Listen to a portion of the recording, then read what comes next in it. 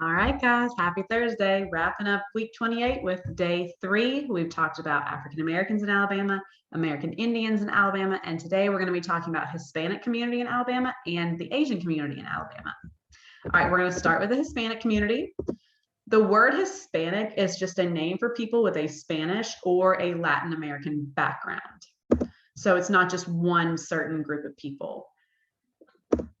In the olden days, when England was running the show here in North America, Spain was doing the same thing in South and Central America. So when England came over and settled in North America and they were trying to set up colonies, Spain was doing the exact same thing, but just in South and Central America. So that's why almost everyone here speaks English and everyone in Central and South America speaks Spanish. So it's pretty cool, right?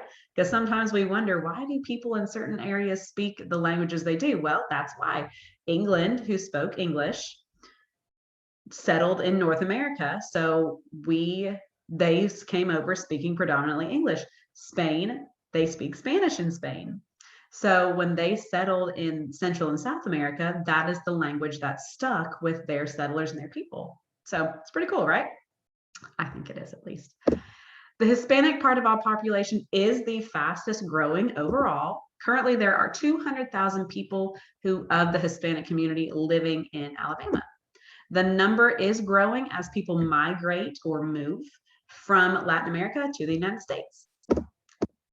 Hispanic Americans have made a lot of contributions to our society. Sonia Sotomayor became the first Hispanic Supreme Court Justice in 2009, and this is a picture of her. Cesar Chavez and Dolores Huerta founded the United Farmer Workers, which fought against the mistreatment of farm workers, many of whom those farm workers were Hispanic. And this is Cesar and Dolores. They worked to secure fair pay for seasonal workers, or seasonal workers are just those people who work in jobs that are only done at certain times of the year. So obviously not everywhere, you can't grow things 365 days a year in most places. So when it's say cotton season or soybeans, whatever season it is, sometimes they need more people, and those people who are working and just during that time that they're needed are seasonal workers. All righty, moving on to Asian Americans. So after Japan attacked Pearl Harbor, which ended up starting World War II, or in 1941, which was starting World War II, Japanese Americans suffered from racist actions by the US government. As you can understand, they probably blamed them, even though they had nothing to do with it. They just saw that they were part of that group of people that they were at war with. Okay, kind of like if you were in a fight with someone in another group of friends, and even though you were only mad at one person, because other people hung out with that one person, you were mad at them too, even though the other people didn't really even do anything.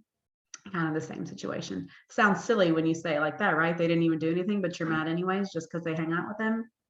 Yeah. Anyone of Japanese descent was moved to a prison camp, even if they hadn't committed a crime. Now, that's not fair.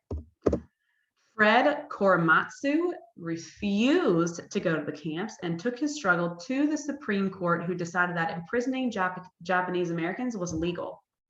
So, even more wrong, right? Took it to the Supreme Court, the people who are supposed to uphold constitutional rights, and they decided that just because they were Japanese, they deserved to be imprisoned.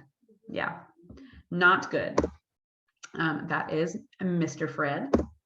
He continued to speak against discrimination until after he was released, or even after he was released, not until after. You may have heard of Asian Americans in business, like the Microsoft CEO, Satya Nadella, and YouTube founders, so that's Satya Nadella, and YouTube founders, Steve Chen and Jawad Kim. And that is them. All righty, and that is it for this week. We have finished the last Studies Weeklies, guys. It has been a long 28 weeks, but you have persevered and you have made it. And I am so proud of you because virtual is not easy, but you have rocked it. So keep up the good work. And I will see you next week with whatever we decide to teach next week. All right, guys, have a great day, and I will see you on Monday.